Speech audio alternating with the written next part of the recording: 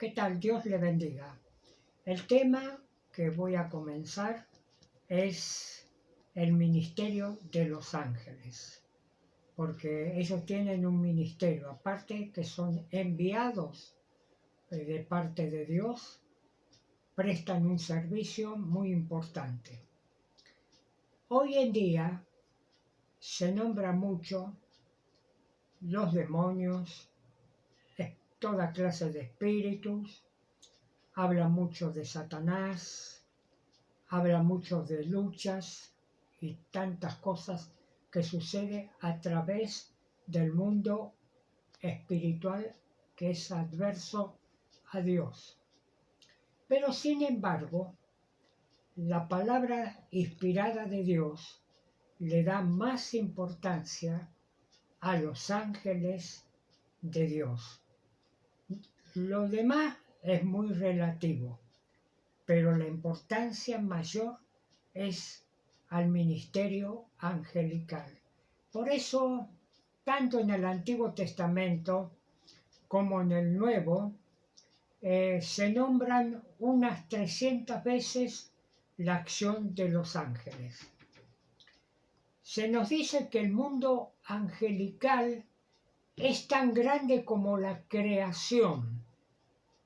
Sabe que la creación no es solamente estos planetas que nosotros más o menos sabemos y que tenemos el Sol y la Tierra, y entonces eso no es toda la creación. Es tan vasto que los hombres de ciencia se quedan muy asombrados porque cada vez descubren mucho más. De manera que los ángeles, como dije, son tan grandes, o sea, la cantidad como la creación. En Hebreos capítulo 1, verso 14, se les llama espíritus ministradores. La palabra ministerio o ministrar significa servicio. Quiere decir que ellos prestan servicios de acuerdo a la voluntad de Dios. Los ángeles son inteligencias espirituales, inmateriales. No tienen forma física como lo tenemos nosotros. Pueden, y tenemos ejemplos en la palabra de Dios, que pueden tomar cuerpo físico cuando Dios le envía con una tarea especial. En San Mateo capítulo 22, verso 30, se nos dice, Jesús estaba enseñando al respecto, que los ángeles son asexuales. Jesús dijo que en el cielo los hombres no se casarán ni se darán en casamiento, sino que serán como los ángeles de Dios en el cielo. Quiso decir el Señor que el matrimonio es para esta tierra. En el cielo son otras cosas asombrosas. En cuanto a su número, por ejemplo, el rey David, que tenía mucha revelación de parte de Dios, dice en uno de sus salmos, el Salmo 68, versículo 17, los carros de Dios se encuentran por veintenas de millares de millares. Aquí se mencionan a los ángeles como carros de fuego de Dios, que Él usa y envía a buscar a sus siervos, como ha pasado, por ejemplo, con Elías. Y seguramente, aunque la Biblia no diga nada, pasó también con Enoc. En Hebreos capítulo 1, verso 7, dice, ciertamente de los ángeles habla así el escritor sagrado, el que hace a sus ángeles espíritus y a sus ministros llama de fuego. Así es lo que dice la palabra del Señor respecto a los mismos. Leemos otro versículo en Deuteronomio capítulo 33, verso 2, donde Moisés dice: Dios vino de Sinaí y vino entre 10 millares de santos, que dicen con la ley de fuego en sus manos, o en su mano mejor derecha. Así se manifestó la presencia del Señor.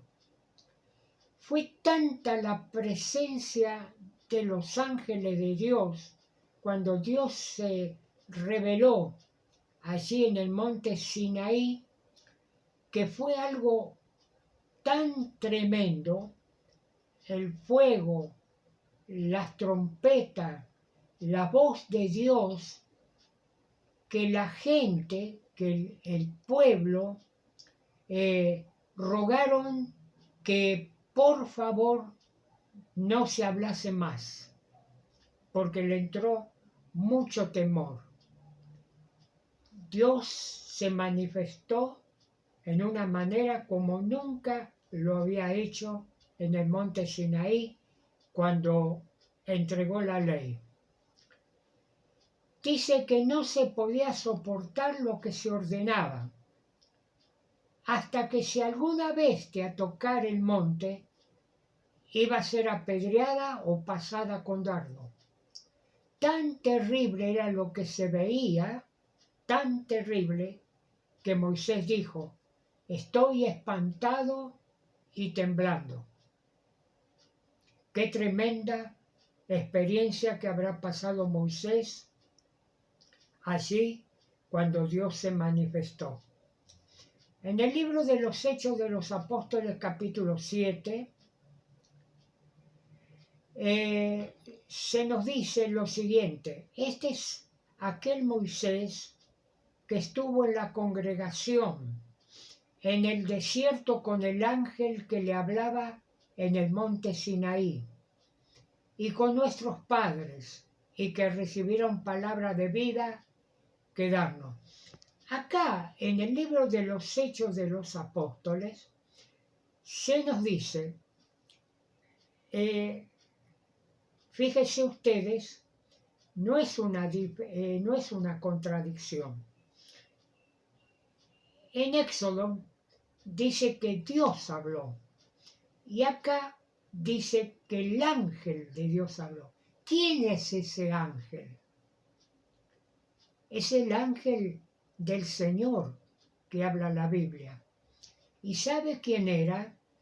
Era la segunda persona de la Trinidad en el Antiguo Testamento, que se manifestaba y se revelaba. Lo que él hablaba era lo que Dios hablaba. Lo que él decía era palabra de Dios. Y esto es interesante, que aquí en el libro de los Hechos de los Apóstoles se revela tal cosa. Es increíble. Ángeles poderosos de Dios estaban presentes cuando Dios, ya dije al principio, le entregó la tabla de la ley. ¿Por qué pasó todo esto? No lo sabemos, pero por algún motivo sucedió todo esto. Los judíos recibieron la ley, lo que ellos llaman la Torá. La palabra de Dios nos enseña que hay millones y millones de ángeles. Eso está en el libro del Apocalipsis, capítulo 5, verso 11. Y dice: y miré y oí la voz de muchos ángeles alrededor del trono, y de los seres vivientes, y de los ancianos, y su número era millones de millones. También nos habla, por ejemplo, de los hijos de Dios. así también se le llaman a los ángeles, en relación con las estrellas del alba. Preste atención a esto que es muy interesante. Job capítulo 38, verso 7 dice: cuando alababan todas las estrellas del alba y se regocijaban todos los hijos de Dios. Ahora, hay una cosa interesante aquí. ¿Cómo es posible que las estrellas del alba alababan a Dios? Se nos dicen que son gases comprimidos. Se entiende que ahí no hay nadie que habite las mismas.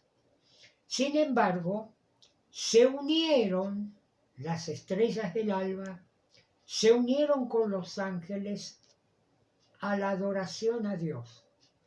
¿Qué quiere decir esto? Que el Señor le da vida a aquellas cosas que son inanimadas para que de pronto de ellos también, juntamente, en este caso con los ángeles, brotó una alabanza para glorificar al Señor. Esto es muy interesante.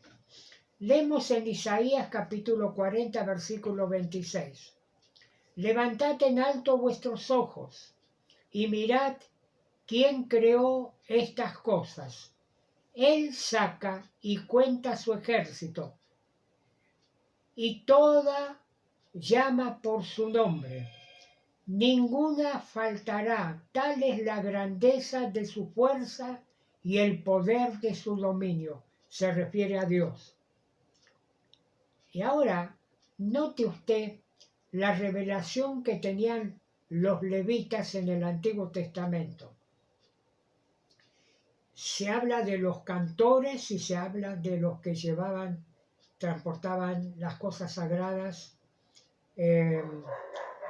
por ejemplo, de lo que era el templo, antes era el tabernáculo. Y leemos en Nehemías capítulo 9, verso 6, declararon: tú, oh Dios, eres solo tú, hiciste los cielos y los cielos de los cielos, y toda su milicia, ejército, y la tierra, dice, y todo lo que está en ella. Tú vivificas todas estas cosas, y los ejércitos de los cielos te adoran. Dios le da vida, pues, para que puedan adorarle. Y con esto concuerda la exhortación del Salmo, donde dice el Salmo 148, verso 1 al 3, que quiere despertar la adoración de los ángeles y los astros de la creación de Dios. Mire lo que dice: alabad al Señor desde los cielos, alabad en las alturas, alabad todos sus ángeles, alabad vosotros todos sus ejércitos, alabadle sol y luna, alabadle vosotros todos lucientes estrellas. Esto es muy interesante. No solo se trata de expresiones poéticas, sino nos hace ver que existe una analogía simbólica entre ángeles y estrellas, y hay una conexión real que no se ha revelado todos los detalles para nosotros. Algo extraordinario tiene que haber en toda la creación de Dios, porque cuando habla de ejércitos, generalmente habla de la creación de las estrellas y de todos los astros, no solo de los que los científicos conocen, sino mucho más allá de lo que no conocemos. Y otra vez, cuando se nombra de ejército, se refiere a los ángeles. Pero acá hay una relación, como dije, tan estrecha de toda la creación con los ángeles y con los astros creados por Dios, que el salmista, inspirado por el Espíritu Santo, los convoca a elevar una gran adoración a Dios. Imagínese usted qué debe ser si tuviéramos sentido qué pasa en todo el universo cuando todo comienza a adorar a Dios. Debe ser algo impresionante. No podemos entender con nuestra mente finita, pero gracias a Dios por lo que Dios nos reveló a nosotros. También podemos decir sobre el hecho que los innumerables huestes de ángeles intervienen.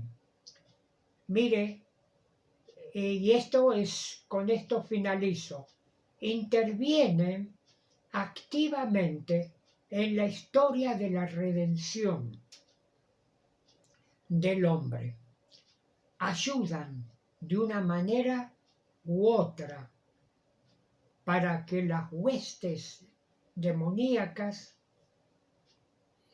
que afligen sean a veces quitadas para que los hombres y mujeres tengan redención, tengan salvación, tengan vida eterna, que le quite todo el peso del pecado.